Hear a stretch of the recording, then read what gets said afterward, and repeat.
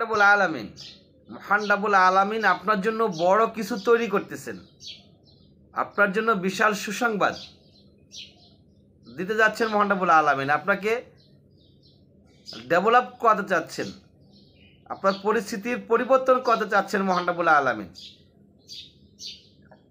আর সেগুলো যখন করাবেন তখন আপনার কিছু লক্ষণ দেখা যাবে যে এই লক্ষণগুলো যদি আপনার ভিতরে থেকে যায় তাহলে বুঝতে হবে আল্লাহ আপনার জন্য নতুন কোনো পরিকল্পনা করেছেন।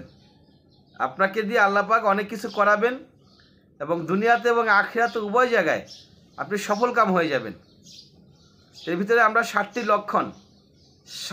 লক্ষণ আমরা বেছে নিয়েছি। এই 7টি লক্ষণ যদি আপনার ভিতরে এসে যায়, আপনি পেয়ে যান, তাহলে বুঝতে পারবেন মহান রাব্বুল আলামিন আপনাকে ভালোবাসে এবং আপনার দ্বারা নতুন কিছু করাতে চাচ্ছেন মহান রাব্বুল আলামিন, এবং আপনি সুখী থাকবেন।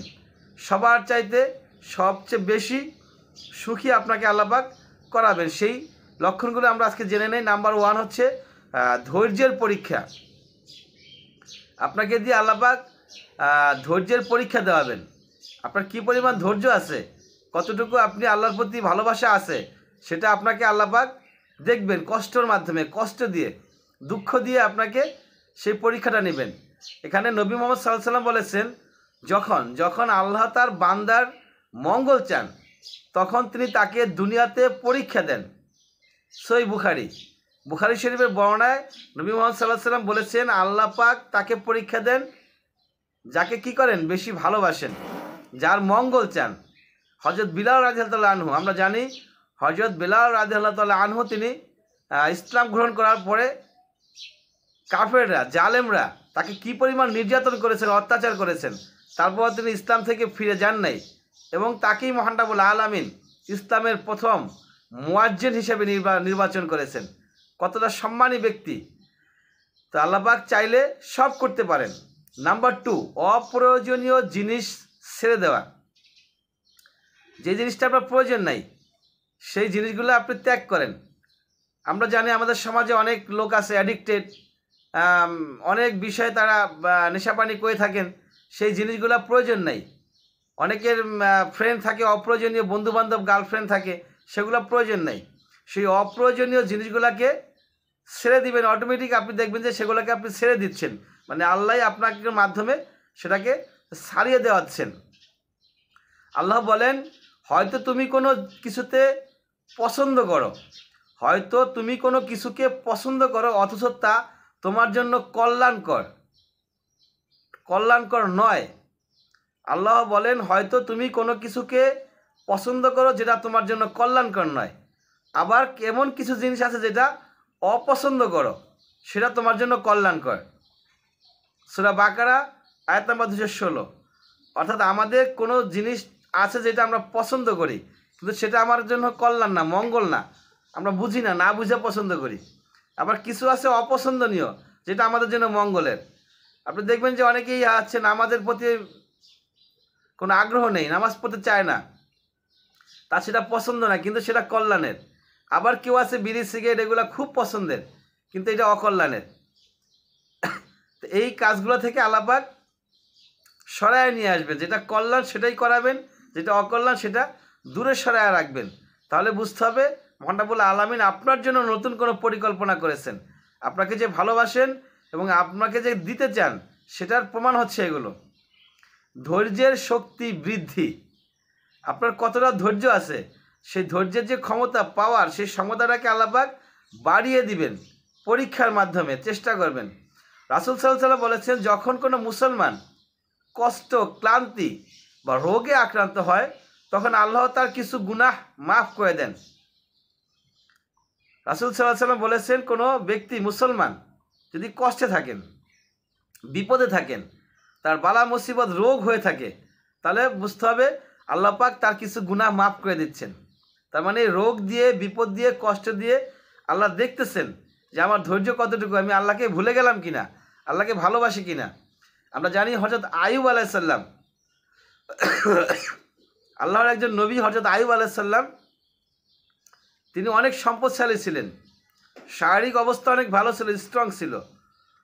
তো মহান রাব্বুল আলামিন তাকে রোগে লং টাইম তাকে রোগ দিয়ে রাখেন, 18 বছর, দীর্ঘ 18 বছর তাকে রোগ দিয়ে রাখেন, তার সম্পদ শেষ হয়ে যায়, তার সন্তান চলে যায়, তার অবস্থা খারাপ হয়ে যায়, শারীরিক অবস্থা এতটাই দুর্বল হয়ে যায় যে তার কাছে আর কেউ থাকতে রাজি না।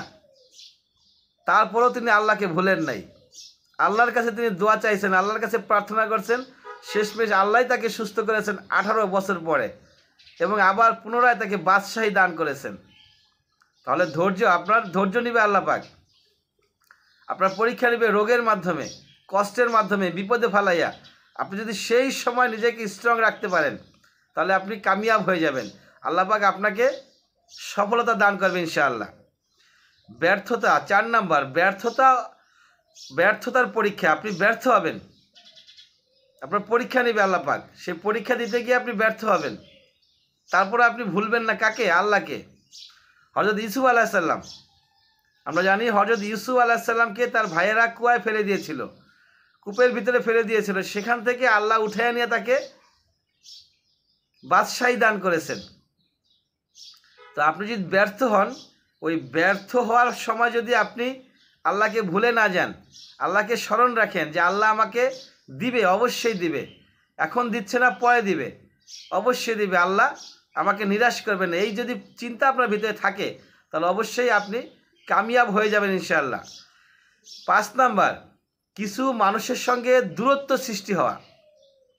আপনার কিছু মানুষের সঙ্গে দূরত্ব সৃষ্টি হয়ে যাবে, আপনার বন্ধু, ভালো বন্ধু ছিল, বা ভালো আত্মীয় স্বজন থাকতে পারে, পিতামাতা ভাই বোন থাকতে পারে, তাদের কাছ থেকে আল্লাহ পাক আপনাকে দূরে সরিয়ে দিবেন, সেটাও হইতে পারে একটা স্ট্রং পরীক্ষা। যেমন আপনারা দেখবেন হযরত ইব্রাহিম আলাইহিস সালাম, আমাদের পিতা, মুসলিম জাতির পিতা ইব্রাহিম আলাইহিস সালাম, তার পিতা ইব্রাহিম আলাইহিস সালামের পিতা মূর্তি বানাইতেন, মূর্তি পূজা করতেন, মূর্তি বিক্রি করতেন। সেজন্য মহান রব্বুল আলামিন ইব্রাহিম আলাইহিস সালামকে তার পিতা থেকে দূরে সরাইয়া রাখছেন। তা আপনাকেও আল্লাহ পাক দূরে সরাইয়া রাখবেন যাদের কাছ থেকে আপনার ক্ষতি হওয়ার সম্ভাবনা আছে। নবী সাল্লাল্লাহু আলাইহি ওয়াসাল্লাম বলেছেন, মানুষের ধর্ম তার বন্ধু ধর্মের উপর নির্ভর করে। সুনানে আবু দাউদের বর্ণনায় নবী মুহাম্মদ সাল্লাল্লাহু আলাইহি ওয়াসাল্লাম বলেছেন, মানুষের ধর্ম তার বন্ধুর ধর্মের উপর নির্ভর করে। তো যদি আপনার এমন কোনো বন্ধু থাকে যে বন্ধুগুলো আপনার জন্য কল্যাণকর নয়, সেই বন্ধু থেকে মহান রব্বুল আলামিন অটোমেটিক দেখবেন আপনাকে দূরে সরায় আনিছে। যখন আপনি বুঝবেন যে ওদের কাছ থেকে আমি দূরে সরে যাচ্ছি, তখন বুঝে নেবেন যে মহান রব্বুল আলামিন আপনাকে নিয়ে কিছু একটা পরিকল্পনা করতেছেন। সহায়ক, 6 নাম্বার, সহায়ক মানুষকে ঘিরে থাকা। অর্থাৎ যেই মানুষগুলো ভালো, যাদের মাধ্যমে আপনার কল্যাণ হবে, যাদের মাধ্যমে আপনার মঙ্গল হতে পারে, সেই মানুষগুলো আপনার আশেপাশে থাকবে, তাদের সাথে আপনার চলাফেরা হবে। হযরত আবু বকর সিদ্দিক রাদিয়াল্লাহু তাআলা আনহু নবী মুহাম্মদ সাল্লাল্লাহু আলাইহি সাল্লামের বন্ধু ছিলেন, এবং হযরত আবু বকর রাদিয়াল্লাহু আনহু ছিলেন ইসলামের প্রথম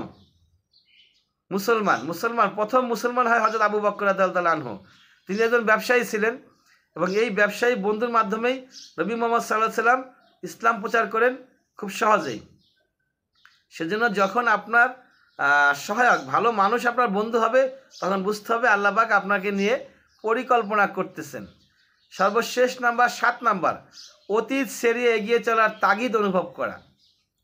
অতীত ছেড়ে দিতে হবে, পূর্বে যা ঘটেছে সবগুলোকে বাদ দিয়ে সামনে নতুনভাবে চলার চেষ্টা করতে হবে। আর যদি এরকম কিছু হয় যে আমার আগের জিনিসগুলো আমি বাদ দিয়ে দিচ্ছি, নতুনভাবে চলতেছি, আপনি তাহলে আপনার ইচ্ছাই করতেছেন না, আল্লাহর ইচ্ছাই করতেছেন, তাহলে বুঝতে হবে আল্লাহ আপনাকে ভালোবাসেন, আপনাকে দিয়ে কিছু করাতে চান, এবং আপনাকে নতুন কিছু উপহার দিতে চান। অর্থাৎ মানুষ, আমরা দেখি অনেক মানুষই পুরো পিছনে তাদের খারাপ ছিল, তারা অন্যায় করতো, নামাজ কালাম পড়তো না, দিনের পথে ছিল না, এগুলা থেকে বাদ দিয়ে সে নতুনভাবে নিজেকে আবার সুন্দরভাবে পরিচালনা করতেছে, তখন বুঝতে হবে এটা মহান রব্বুল আলামিনেরই একটি ইশারা। আল্লাহ পাক চাচ্ছেন যে আমরা আল্লাহকে ভালোবাসি এবং আল্লাহ আমাকে ভালোবাসেন, এবং আমাকে দিয়ে আল্লাহ কিছু করাতে চায়, যাতে আমি দুনিয়াতে শান্তিতে থাকতে পারি, আখিরাতেও শান্তিতে থাকতে পারি। আল্লাহ পাক বলেন, তোমরা দুর্বল হইও না, দুঃখ করো না, তোমরাই হবে বিজয়ী যদি তোমরা ঈমানদার হও। দুর্বল হইতে না করছেন এবং দুঃখ করতেও না করছেন, আমরাই বিজয়ী হব যদি আমরা কি হই, ইমানদার হই। সূরা আল ইমরান আয়াত নম্বর 139। অতএব আমরা দুর্বল হব না ইনশাআল্লাহ। আল্লাহ পাক সর্বোত্তম পরিকল্পনাকারী। অতএব আল্লাহ, আমরা শুধু বিশ্বাস রাখবো আল্লাহর প্রতি যে আল্লাহ তিনি আমাকে দিবেন, আমার জন্য করবেন, আমাকে ভালোবাসবেন। তাহলে ইনশাআল্লাহ তাআলা অবশ্যই আল্লাহ আমার সকল সমস্যা সমাধান করে দেবে, দুনিয়াতে এবং আখিরাতে উভয় জায়গায় আমাকে সফলতা দান করবেন।